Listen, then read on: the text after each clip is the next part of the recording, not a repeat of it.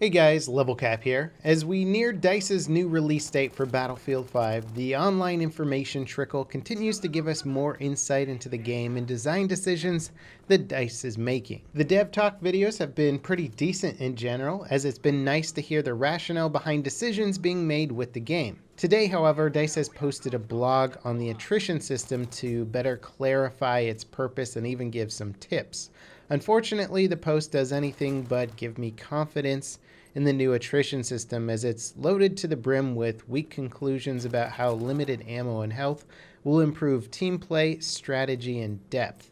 If balanced properly, I think the system could actually benefit Battlefield, but based on what I'm reading, I think DICE is a bit delusional about how limited ammo and health are going to raise the skill ceiling in Battlefield 5. Let's get right into it with a quote from the very introduction of the article. "We introduced attrition to Battlefield 5 to make the game deeper, more strategic, and more satisfying for players who work together as a team." Now, I'm happy to get to this whole deeper gameplay concept later. As for the strategy aspect of this quote, I can't fault them here, but what's not being said is that tactics are being replaced with strategy, which in my opinion is a downgrade for a Battlefield game.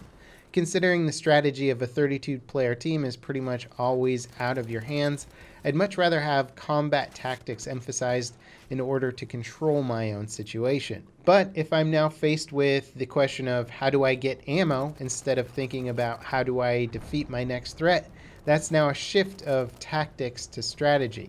On top of which, if I'm actually out of ammo, now my tactical options are pretty much gone, which certainly doesn't help with depth of the game. This is further emphasized in the post with this example. Say you're down to your last mag. Should you play it safe or engage those two enemies you have a clear shot on? Again, we're choosing between fighting and getting ammo. To me, that's choosing between having fun and not having fun. In other Battlefield games, my choice was how should I engage my enemies to give me the best chance of winning this next engagement. Next, DICE attempts to sell us on the idea that the new system puts us more in control of things. Attrition gives more agency to you, letting you manage health and ammo through short-term and long-term methods.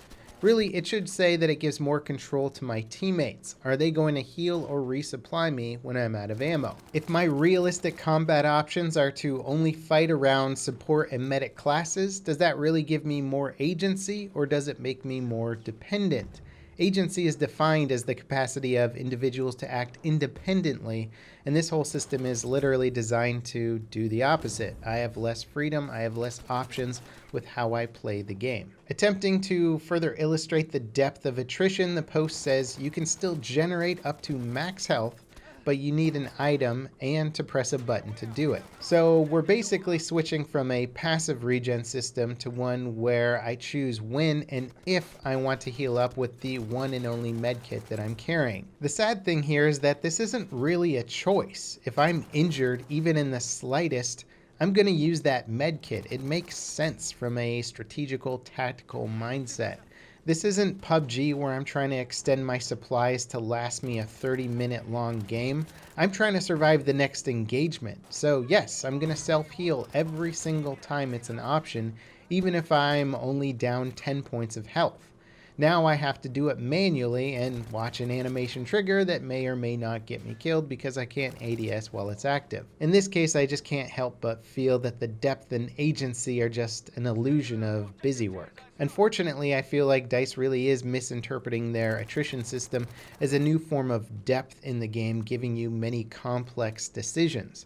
The good kind of depth in a first-person shooter gives me strategic options, many strategic options to engage my opponent, letting me choose which one I think will be the most effective or even best fits my playstyle. That's depth. If I have ammo for my primary weapon and I see 4 enemies, I have some combat options to think about. How I engage them, what I'm going to have for backup, do I have a grenade? If I don't have primary weapon ammo or barely any, all of a sudden my combat option, the only realistic one, is basically retreat or go for some sort of suicidal attack with a sidearm. My options not only become more limited, but less interesting. The very first line of this post is less is more, which can be true in some cases, but in this specific case, I don't think attrition is giving me more interesting combat options. The post also points out one of the bigger issues that Battlefield games have had for a long time. We're improving in-game communication tools to make sure it's clear when people are low on ammo and health and when they don't have a health pouch. Now, communication of ammo and health has been such a big issue in Battlefield for a long time. The I need ammo meme has been very popular. Just standing in front of support players and not getting ammo is just one of those comical issues in Battlefield. DICE is claiming that the communication here is going to be better this time around, but again, this is something that DICE has been trying to fix and implement properly since I can remember, basically. This has just been one of those ongoing issues with Battlefield. So if Attrition is even more reliant on better communication with teammates about how much ammo and health you have, it's another problem the system's overall going to suffer from. Not only do you have to have support and medics nearby, but they got to give you ammo and health. Now, the next claim that this post makes is a little bit of a double-edged sword. It says, Attrition is a camping antidote too. With tanks having limited ammo, you won't see them staying put on hills endlessly shelling your squad. In concept, this sounds good, but what it actually does is put a much bigger emphasis on good map design and supply station placement. During the alpha, this exact thing was actually really rampant, with tanks camping up on the hills, really close to supply stations, shelling me endlessly. During the beta, the supply station was moved to prevent this, and it did work. So as long as DICE can stay on top of map balance, which hasn't always been their strong point, then this will work. But it does put a very big emphasis on their map design, which in my opinion isn't necessarily a good thing. The next quote here is basically how I think DICE wants Attrition to work, but is very far from how it actually works. Does the Attrition system equal looking for ammo all the time? No. If you focus on playing the objective and playing smart, you won't have a problem. Playing the objective means capturing flags, which means new resupply stations and teammates spawning in, ready to assist you. There's not really less ammo in Battlefield 5 compared to older titles. It just spread out, and if you master the battlefield, you will get a hold of it. I'm calling bullshit on this one. Battlefield 3, you spawned in with 248 rounds.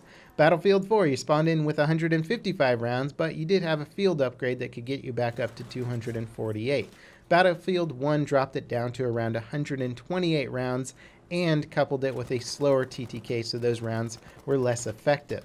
Battlefield 5 gives you 62 rounds, at least in the last version of the beta, and you could top it off to, 93 rounds. It's clear that DICE has been trying to put a much bigger emphasis on the support's ammo resupply function, but at what point does it become detrimental to combat and fun gameplay? I think they've reached that point with Battlefield 5. Prolonged firefights in Battlefield 5 have been my biggest cause for running out of ammo, and this usually happened on or around objectives. Scavenging rarely helped here, so if your enemy had cover and there was an open area between the two of you, it was basically impossible to collect ammo from your downed enemies. Strategic flanks or pushes were the most common elements where I actually ran out of health or ammo. In large open areas, especially on the Arctic Fjord map, this was much more common, but on some of the close quarter maps, I was usually close enough where there was enough cover that I could get in close enough to get some actual ammo. Does that mean that the Attrition system will work as designed on close quarter maps with lots of cover, but perform poorly on the bigger, wide open maps? Who knows? So the idea that learning the map is going to somehow solve your ammo problems is very misleading and frankly inaccurate. It might reduce the time it takes for you to find ammo,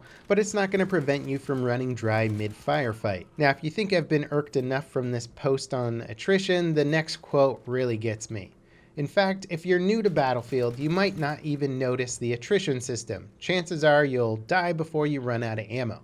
New players won't be punished by the Attrition system, but advanced players need to apply some additional tactical thinking with the slightly raised skill ceiling. This is probably the biggest point of concern and false interpretation of Attrition. This doesn't apply to just new Battlefield players, but probably players of just average Battlefield skill. If you don't live long enough to run out of ammo, then the system is somewhat irrelevant to you. If you are above average skill or extremely high skill, then the system is most punishing to you as you're constantly dancing between the logistical issues and tactical issues. Again, its biggest hindrance is on high skill, and I would argue that it's actually lowering the skill ceiling to an extent. Because if you can only keep fighting if your supply sources, your teammates, are still alive at your side, then your fighting ability is directly tied into the skill of your teammate and not you as a player. How does this actually raise the skill ceiling? All it does is force dependency, especially if your ability to scavenge mid-firefight is mostly dependent on circumstance and not your own skill or planning. In my opinion, the best skill mechanics are the things that involve aiming, grenade timing, reaction, recoil, player movement, etc. Learning where the ammo depots are located does basically nothing to the skill ceiling in this situation. Now, as I've said before, I actually like aspects of the attrition system, but if this posting reflects how DICE actually views the attrition system, then I am concerned for their ability to balance it properly, or what kind of gameplay they're expecting out of it. Here's my main likes about the attrition system. It puts a big emphasis on bringing a well-balanced squad to the fight for maximum effectiveness. This just increases the strategy and gives you an extra option at maximizing your potential instead of limiting your potential. Also, vehicles can be somewhat easily balanced by limiting how long they can stay in a firefight before having to disengage, rather than making them glass cannons as they were in like Battlefield 3 and Battlefield 4, or just making them crazy overpowered in Battlefield 1. Vehicles can now be properly balanced. And despite the busy element of resupplying, it does affect pacing in an interesting way and reduces explosive spam, which has been just a massive problem in previous games, not present in Battlefield 5, which is an amazing testament to the game. A small rearming or resupplying session after a firefight is an interesting way to keep squad mates closer together instead of separating them more in sort of a race to get to the next objective and get the next kills first. Resupply stations located on capture points have actual worth, making the capture points worth something, as opposed to just being some random flag that DICE says is a valuable strategic position. Now it's actually a valuable strategic position. The problem is that for attrition to work ideally, you need squads with support and medic roles picked, and you need smart players who know how to resupply and stay alive when it counts. Sometimes this happens randomly, and it usually happens when I play with friends and people that I know, but most of the time that I play, this doesn't happen. Attrition is creating more boxes that I have to check in order to have a good game of Battlefield. I sincerely hope attrition does not become another one of those things I have to figure out how to play around in Battlefield 5. Rewarding players for sticking together and having good squad composition and communication is great, but punishing players for not having good teammates or good squad composition is really going to suck, because it's how most of Battlefield is played, and often you don't have control over that. And despite this post claiming that that isn't going to matter in the long run and that ammo is plentiful and once you learn the game you'll be just fine, that's inaccurate. It's not how attrition plays out right now, and that's why it's been such a controversial topic. Now, I know DICE is committed to the attrition system, and I think if implemented properly, it can add only benefits to the game with very little negatives. So ultimately, you want to make your game better, right? You want to increase the strategic options available to the players and reward those for sticking together or playing in a certain mechanic that you think is a good mechanic for the game. Cool. I love all those concepts, and I think attrition can be that if it's balanced properly. I have a simple solution that could allow players to have a good time regardless of what kind of team composition or squad composition they're in, and not be punished so hard by the attrition system but still have it in the game. I would suggest creating a higher level gadget unlock that will allow you to carry more ammo in exchange for one of your other gadgets. Then when you have a bunch of pre-configured class loadouts, you could have one that's designed to be a bit more self-reliant, a little bit more of a lone wolf if you don't have good squad mates on hand. But you could only use this or test it out after you've fully learned the attrition mechanics by playing the game and leveling up enough to get this extra ammo gadget unlock. This could also be applied as a class role. It doesn't necessarily have to be a gadget. There's many different ways of implementing this mechanic, but again, the whole idea behind this is to teach people the attrition system with their lower level classes and give them the option to avoid it if they're having a game where their teammates just aren't helping them out and they're just really having a hard time getting enough ammo to stay in firefights. It's sort of a win-win, right? If players are playing with a well-organized squad, not only do they get the benefit of just being with a well-organized squad, but now they can bring an extra gadget into battle that's going to be more effective at dealing with whatever foes they might run into.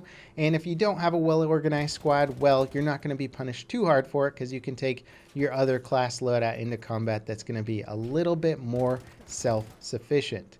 At the end of the day, I truly believe that Battlefield is a game that's best when it allows players to choose how they want to play and be rewarded for doing that play style well and effective at helping their team win. I often find myself playing separated from my squad far off in the front lines, not by choice, but simply because my squad is playing more passively, less aggressive. Should I be punished for having a squad of random players that don't want to play as aggressively as me?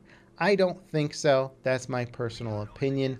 Let me know what you guys think about this change down below in the comments. Thanks for watching, and I'll see you next time. This is Level Cap, signing off.